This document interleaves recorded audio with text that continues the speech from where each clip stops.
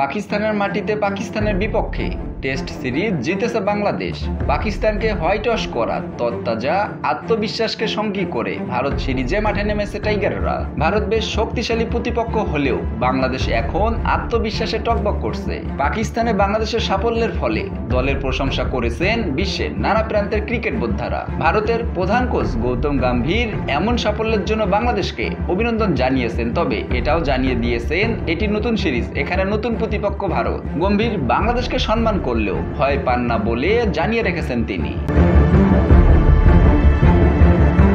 গণমাধ্যমের সঙ্গে আলাপকালে গৌতম গম্ভীর বলেন, আমরা কাউকে ভয় পাই না, কিন্তু সবাইকে সম্মান করি। আমি এটা খুব বিশ্বাস করি। বাংলাদেশের ক্ষেত্রেও একই কথা প্রযোজ্য। আমরা বাংলাদেশকে সম্মান করি। আমরা প্রতিপক্ষের দিকে না তাকিয়ে আমাদের নিজেদের খেলাটা খেলে যেতে চাই। আমি বাংলাদেশকে অভিনন্দন জানাই পাকিস্তানে ওদের পারফরমেন্সের জন্য। তবে এটা নতুন সিরিজ, নতুন প্রতিপক্ষ, তারা খুব কোয়ালিটি সম্পন্ন একটি দল। আমাদের জন্য আমাদের সেরা ক্রিকেটটা খেলা জরুরি, এটাই গুরুত্বপূর্ণ।